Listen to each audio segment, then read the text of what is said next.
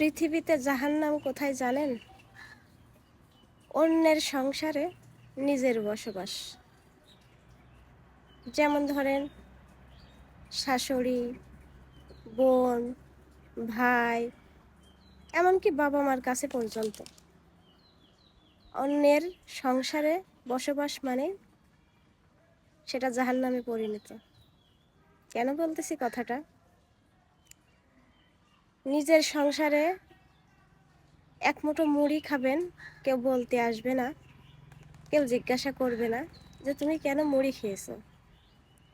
আবার বিরিয়ানি খেয়ে রাত্রে ঘুমাবেন, তাও কেউ জিজ্ঞাসা করবে না কেন তুমি বিরিয়ানি খেয়েছো।